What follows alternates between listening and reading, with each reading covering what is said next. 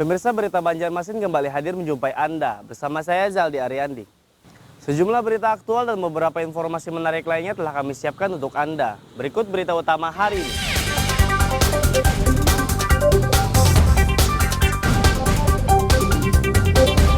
Kuli bangunan tewas diduga tertimpa reruntuhan beton.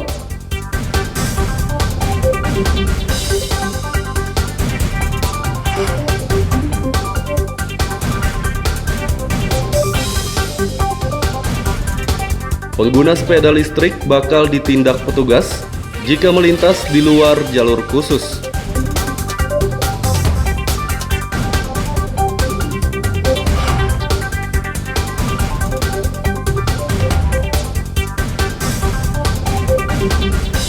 Titian rusak di Kecamatan Banjarmasin Selatan akan diperbaiki.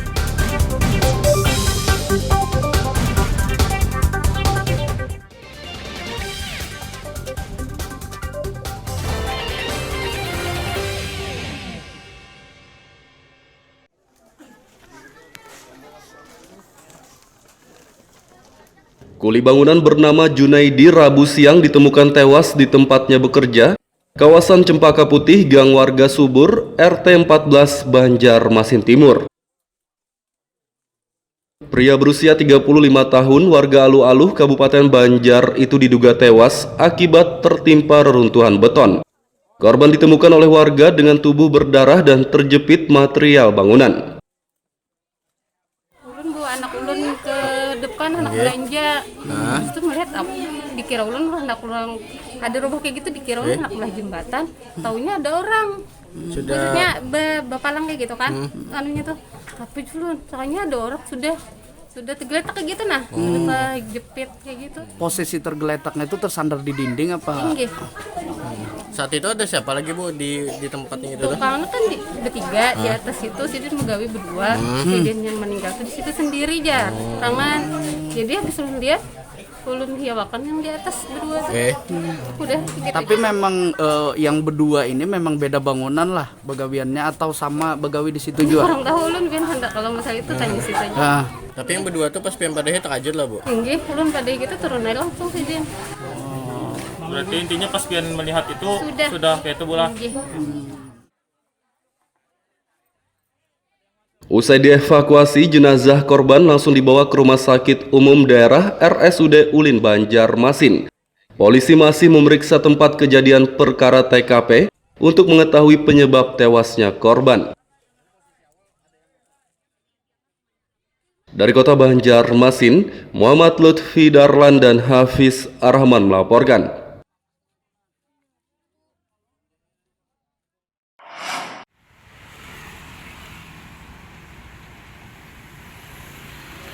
Sejak Senin 30 Mei lalu hingga 30 Juli mendatang, angkutan besar boleh melintas di dalam Kota Banjarmasin.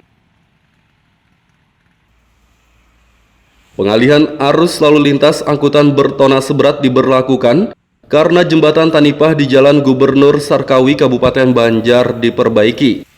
Wali Kota Ibnu Sina mengatakan kepolisian dan Dinas Perhubungan sudah melakukan kajian dan koordinasi untuk mengizinkan angkutan besar melintas di jalan kota.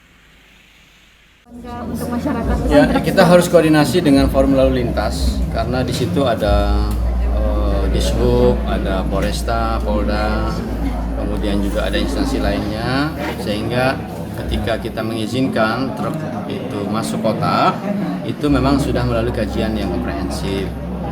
Dan kenapa bisa masuk kota? Karena ada yang sifatnya emergensi pembangunan jembatan. Tapi harus ada jangka waktu, ya jangan sampai nanti keterusan dan itu pasti akan menjadi keluhan bagi warga kota. Karena kita inginkan Banjarmasin ini kota yang nyaman, yang tertib, ya. Kemudian juga ketika kita di jalan raya kita bisa berbagi ruang, roda 4, roda 2, sepeda, skuter, jalan kaki, begitu. Kita berbagi ruang lah, termasuk disabilitas di sini. Kita itu yang kita harapkan dan mudah-mudahan. Ibnu Sina berharap ada batasan waktu untuk angkutan besar agar tidak terlalu mengganggu masyarakat dan pengguna jalan lainnya. Dari kota Banjarmasin, Muhammad Lutfi Darlan dan Fudael melaporkan.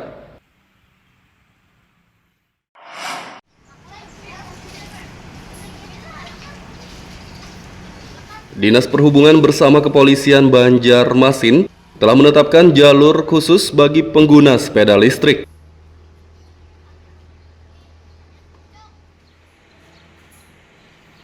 Jika kedapatan melintas di luar jalur tersebut, pesepeda bakal ditindak petugas. Penindakannya bukan tilang, tapi hanya berupa teguran dan edukasi tentang keselamatan di jalan raya.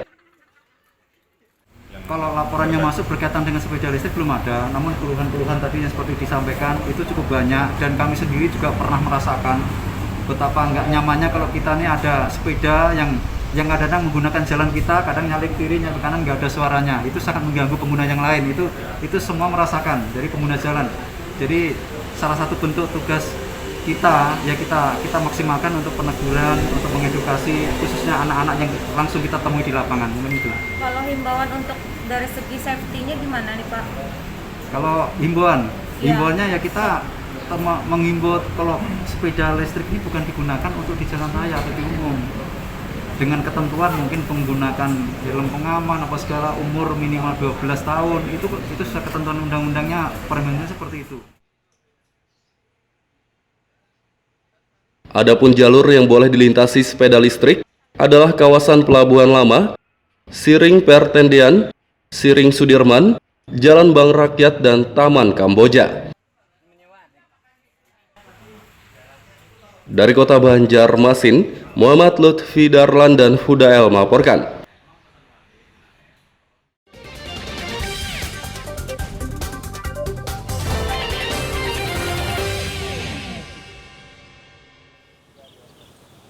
Pemirsa masih bersama kami dalam Berita Banjarmasin.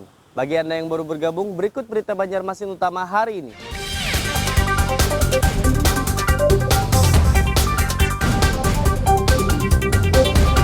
Kuli bangunan tewas diduga tertimpa reruntuhan beton.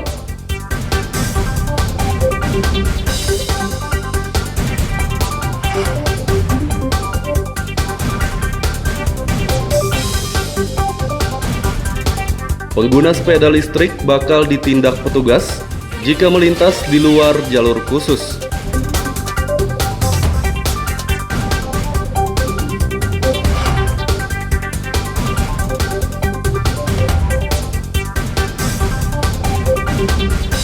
Titian rusak di Kecamatan Banjarmasin Selatan akan diperbaiki.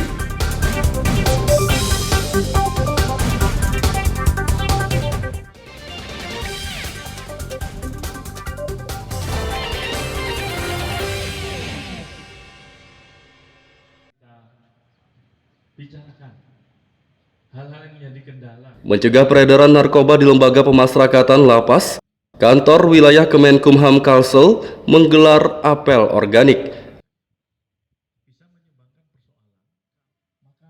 Apel digelar di Lapas Kelas 1 kawasan Teluk Dalam, Banjarmasin Barat, Selasa pagi.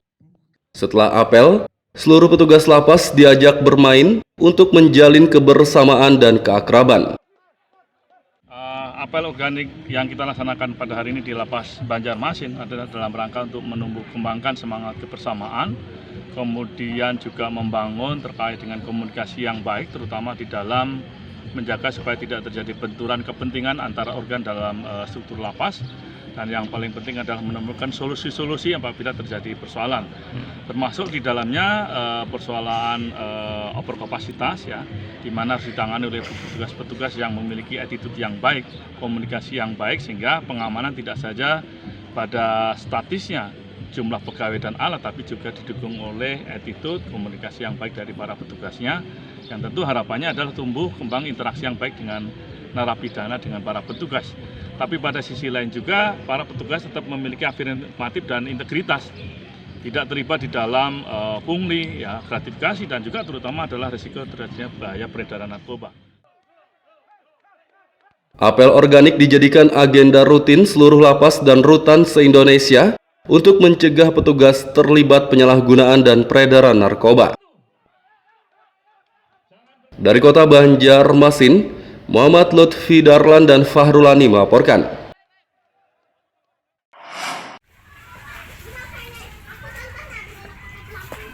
Titian rusak di sejumlah kawasan Banjarmasin Selatan akan diperbaiki. Wali Kota Ibnu Sina mengatakan perbaikan penghubung bantaran sungai akan dimulai tahun ini. Menurutnya untuk titian rusak di kawasan kumuh akan ditangani Disperkim dan non-kumuh ditangani Dinas PUPR. Ya, tahun ini memang kita akan banyak memperbaiki titian masyarakat yang sudah disampaikan ke Pemko. Penanganannya nanti ada 2, dari PUPR dan juga dari Dinas Perkim. Untuk kawasan kumuh yang masuk dalam 7 delineasi kumuh itu akan ditangani oleh Perkim, tapi yang non delineasi kumuh itu dilayani nanti akan pembangunannya oleh Dinas PUPR Kota Banjarmasin. Dan insya Allah mudah-mudahan tahun ini lebih banyak yang bisa diperbaiki. Dan masyarakat sudah menyampaikan juga keluhan dan juga aspirasinya melalui anggota Dewan, Reses, kemudian juga di Musrenbang, tingkat kelurahan, kecamatan, tingkat kota, dan insya Allah sudah kita rekap. Walaupun mungkin tidak bisa sekaligus tahun ini selesai, mungkin dalam 3 tahun anggaran, biasanya kita prioritaskan terlebih dahulu yang memang sangat memerlukan. Warga diimbau untuk bersabar menunggu karena perbaikan dilakukan secara bertahap dan menyesuaikan dengan anggaran. Dari Kota Banjarmasin, Muhammad Lutfi Darlan dan Hudael melaporkan.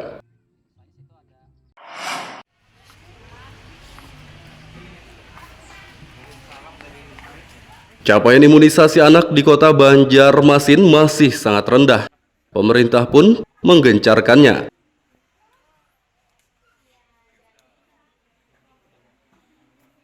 Mempercepat capaian target, pemerintah Banjarmasin menyelenggarakan program Bulan Imunisasi Anak Nasional atau BIAN di sekolah. Salah satunya di Sekolah Dasar SD Negeri Gadang 2 kawasan AS Nasution Banjarmasin Tengah. Ketua TPPKK Siti Wasilah mengatakan, imunisasi sangat penting untuk menjaga kesehatan anak. Namun sayangnya banyak orang tua yang tidak mengizinkan anaknya diimunisasi. Jadi adalah sekolah-sekolah itu tidak mau dituntut oleh orang tua, sehingga mereka mengumumkan kepada para orang tua. Tahunya pas hari imunisasi anaknya tidak masuk sekolah, orang tuanya tidak mengizinkan. Padahal para orang tua sendiri sudah diimunisasi, sehingga penyakit-penyakit yang dulu-dulu tuh nggak ada lagi sekarang. Mau tetanus, polio, kalaupun sekarang masih ada kerumut atau campak, sudah ringan gitu. Dan kenapa sekarang ini campak rubella ini diulang ya? Dan itu capaiannya harus 95%. BIAN itu ada 2 macam.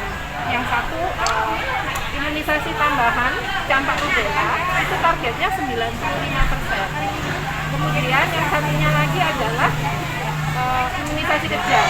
Kejar itu sebenarnya untuk melengkapi status imunisasi dari OPP itu untuk polio harusnya satu anak itu dapat 4 dosis. Kemudian IPV 1 kali aja, satunya lagi itu IPV juga untuk vaksinasi untuk polio juga. Terus yang satunya DPT HPHIB. DPT HPHIB itu satu anak harus dapat 4 dosis.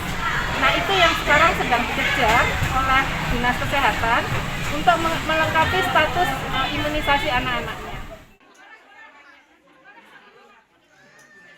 Melalui program BIAN, imunisasi campak rubella ditarget 95%. Sayangnya capaian Kota Banjarmasin saat ini baru 7,49%. Dari Kota Banjarmasin, Muhammad Lutfi Darlan dan Hudael melaporkan.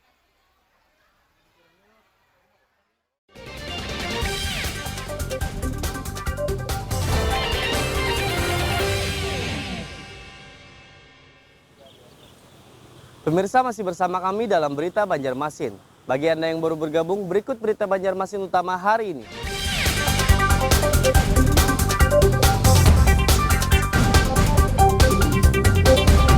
Kuli bangunan tewas diduga tertimpa reruntuhan beton.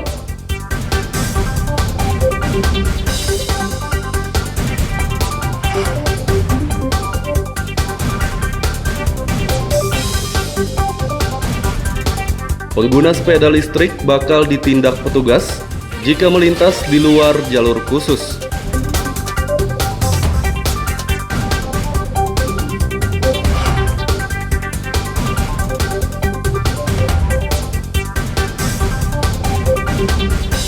Titian rusak di Kecamatan Banjarmasin Selatan akan diperbaiki.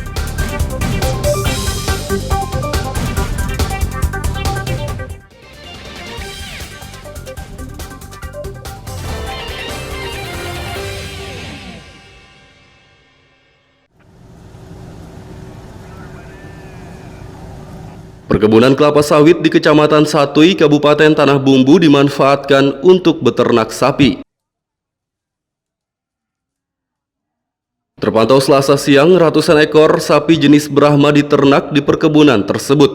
Tidak hanya memanfaatkan lahan yang luas, perusahaan pengelola perkebunan ini juga menggunakan daun dan limbah sawit sebagai pakan ternak.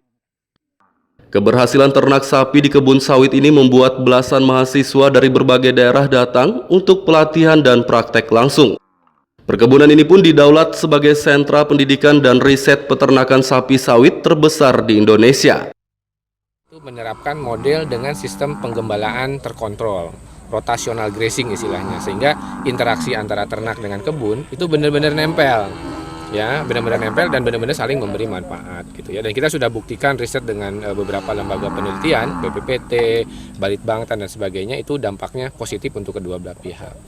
Nah, ini satu potensi, terutama untuk penggembalaan, sistem penggembalaan ini kita dorong untuk pembiakan sapi. Jadi menghasilkan pedet, menghasilkan bakalan untuk nanti masuk ke fase penggemukan. Karena populasinya terbatas, tidak bisa seperti di padang pengembalaan terbuka, 1 hektar bisa 2 ekor dan sebagainya. Kalau di kebun sawit, kita harus benar-benar ukur, ini kapasitas tampungnya berapa. Nah, di BKB ini sekarang rasionya 1 ekor itu pakai sekitar 2 hektar. Jadi kebalik. Kalau di padang pengembalaan terbuka 2 ekor 1 hektar, kalau di sawit itu 1 ekor 2 hektar. Perusahaan besar swasta perkebunan kelapa sawit yang sudah berkomitmen dan 4 yang sudah implementasi. Ya, jadi kami harapkan seluruh sesuai dengan himbauan Bapak Gubernur bahwa seluruh perusahaan perkebunan kelapa sawit yang ada di Kalimantan Selatan nanti akan mengimplementasikan program Seskaku untuk ini. Karena ini tadi sampaikan oleh Pak Imam, Ibu Gub, bahwa ini juga sangat mendukung perekonomian di tingkat masyarakat sekitar link satunya atau istilahnya di plasma, karena memang perusahaan juga punya kewajiban membangun memfasilitasi pembangunan kebun plasma dan salah satunya juga bisa dengan Seskaku ini. Peternakan sapi di perkebunan sawit akan dikembangkan oleh pemerintah Kalimantan Selatan dengan menggandeng 90 perusahaan sawit lainnya. Dari Kabupaten Tanah Bumbu, Muhammad Lutfi Darlan dan Aryadi Sukma melaporkan.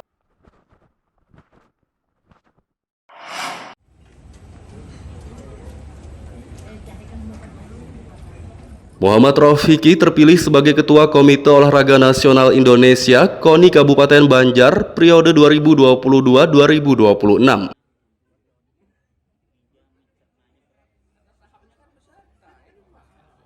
Raufiki terpilih secara aklamasi dalam musyawarah olahraga kabupaten luar biasa atau Musor Kaplub di salah satu hotel Rabu siang.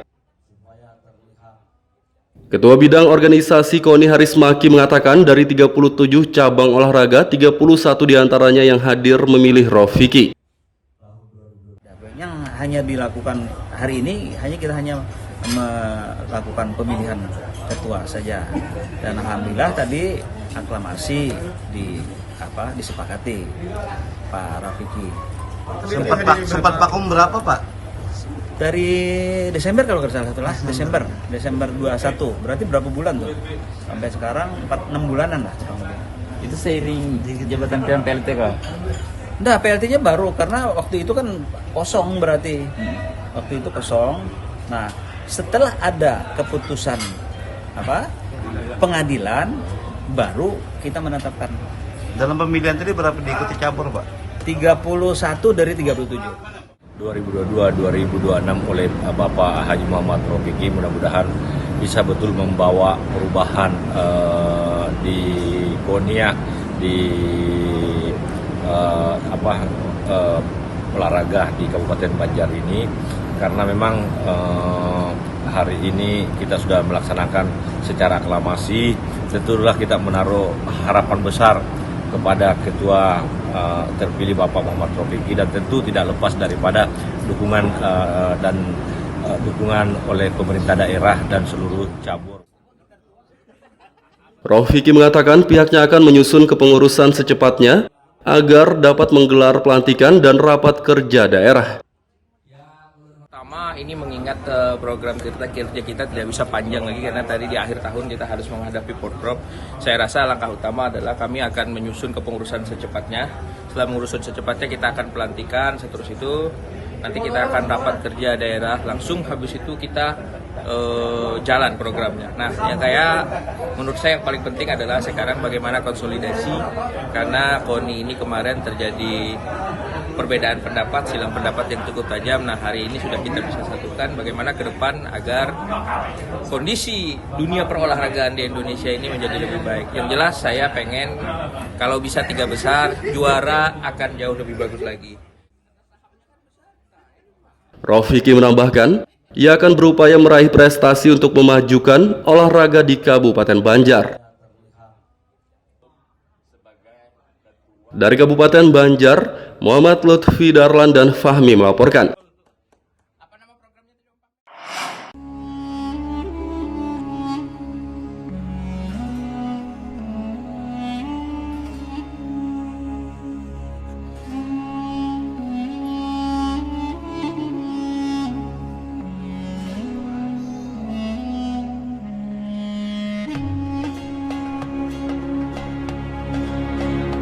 Ada satu makam unik di Kabupaten Tapin, Kalimantan Selatan yang kerap dikunjungi peziarah baik lokal maupun luar daerah. Makam Datu Nuraya namanya.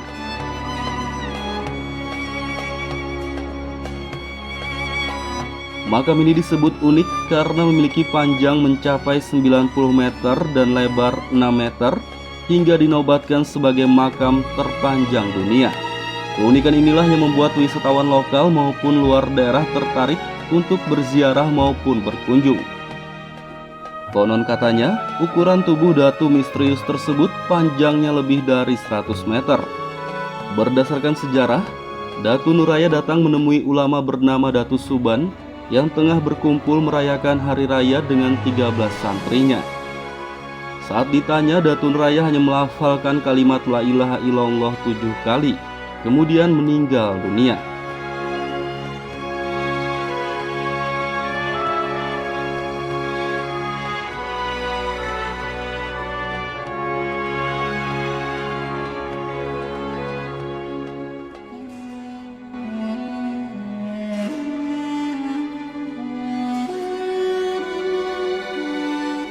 Datu Suban dan ke-13 santrinya sempat kebingungan karena merasa tidak sanggup mengangkat jenazah raksasa tersebut. Selain itu mereka juga tidak memiliki air untuk memandikannya karena sedang musim kemarau. Namun tiba-tiba saja hujan lebat turun dan tubuh Datu Nuraya dapat diangkat. Bahkan Datu Suban dan santrinya merasa jenazah tersebut ringan seperti kapas. Saat dimakamkan, tubuhnya ditekuk seperti huruf Hamzah karena liang yang digali tidak muat. Waktu angkat saya Pak besar tadi, kali mau angkat dengan hanya karena ini lagi di kuburan, nama kuburan juga.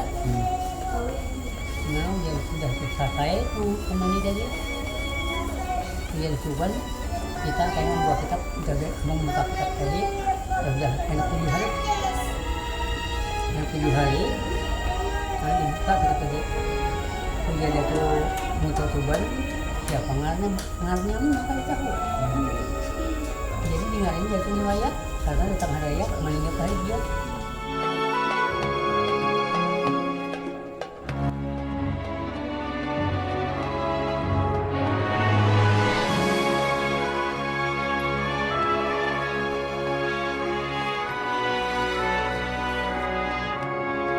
Datu Nuraya tidak diketahui nama aslinya. Datu Subanlah yang memberi nama tersebut setelah 7 hari dimakamkan. Datu misterius itu dianggap wali Allah karena membawa kitab yang kini terkenal yakni Kitab Barencong. Muhammad Lutfi Darlan dan Aryadi Sukma melaporkan dari Kabupaten Tapin, Kalimantan Selatan.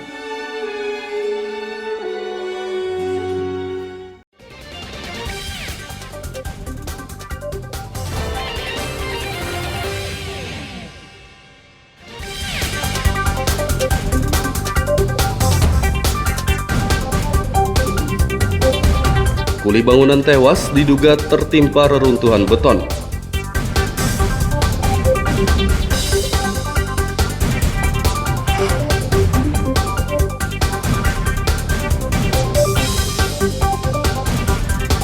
Pengguna sepeda listrik bakal ditindak petugas jika melintas di luar jalur khusus.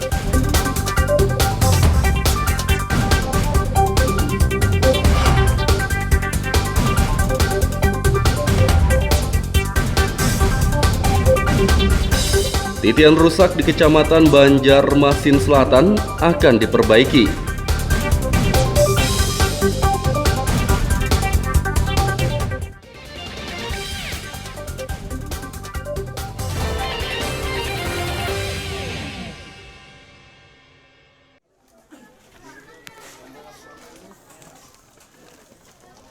Kuli bangunan bernama Junaidi Rabu siang ditemukan tewas di tempatnya bekerja, kawasan Cempaka Putih, Gang Warga Subur, RT 14 Banjarmasin Timur.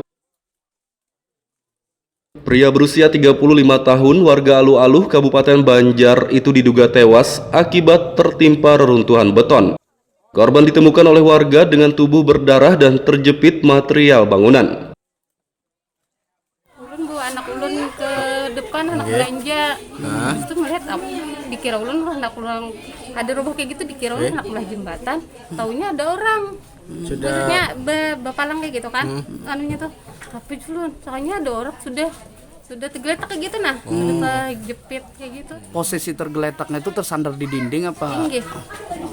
Saat itu ada siapa lagi Bu di tempatnya itu? Tukangnya kan bertiga di atas itu, Sidin Megawi berdua, Sidin yang meninggal tuh di situ sendiri aja, tangan. Jadi habis ulun lihat, ulun hiawakan yang di atas berdua. Udah. Gitu Tapi aja. memang yang berdua ini memang beda bangunan lah begawiannya atau sama begawi di situ juga? Orang tahu ulun biar hendak kalau masalah itu tanya situ aja. Tapi yang berdua tuh pas pian padahnya terkajut lah Bu. Tinggi, ulun pada gitu turun naik langsung Sidin. Berarti intinya pas pian melihat itu sudah kayak itu bola. Usai dievakuasi, jenazah korban langsung dibawa ke Rumah Sakit Umum Daerah RSUD Ulin Banjarmasin. Polisi masih memeriksa tempat kejadian perkara TKP untuk mengetahui penyebab tewasnya korban. Dari Kota Banjarmasin, Muhammad Lutfi Darlan dan Hafiz Arrahman melaporkan.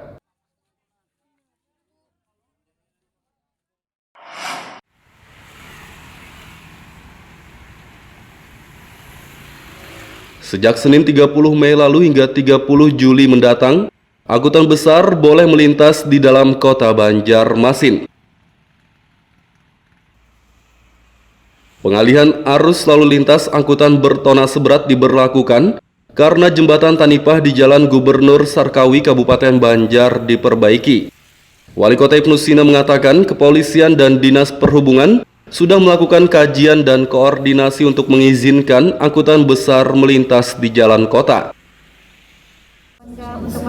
Ya, kita harus koordinasi dengan forum lalu lintas karena di situ ada Dishub, ada Polresta, Polda, kemudian juga ada instansi lainnya, sehingga ketika kita mengizinkan truk itu masuk kota, itu memang sudah melalui kajian yang komprehensif.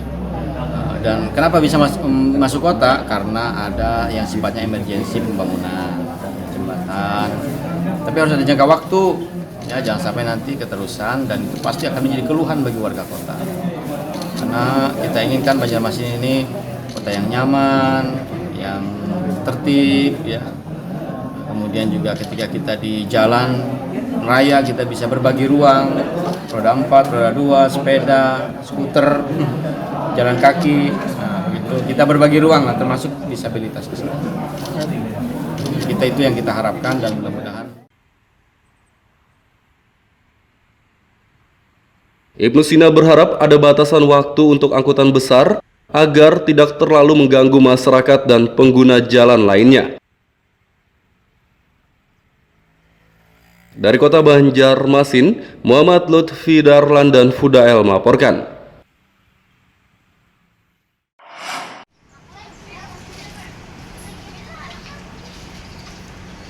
Dinas Perhubungan bersama Kepolisian Banjarmasin telah menetapkan jalur khusus bagi pengguna sepeda listrik.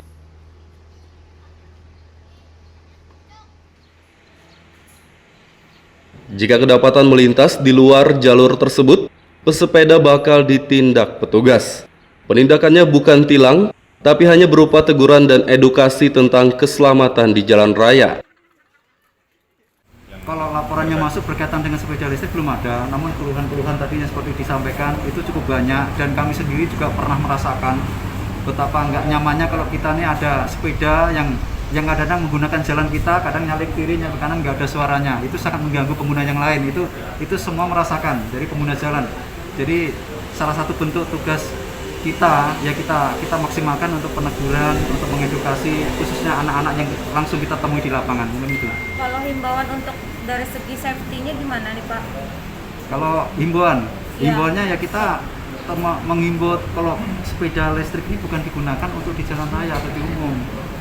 Dengan ketentuan mungkin menggunakan helm pengaman apa segala, umur minimal 12 tahun, itu sudah ketentuan undang-undangnya, permennya seperti itu. Adapun jalur yang boleh dilintasi sepeda listrik adalah kawasan Pelabuhan Lama, Siring Pertendean, Siring Sudirman, Jalan Bank Rakyat, dan Taman Kamboja. Dari Kota Banjarmasin, Muhammad Lutfi Darlan dan Fudael melaporkan.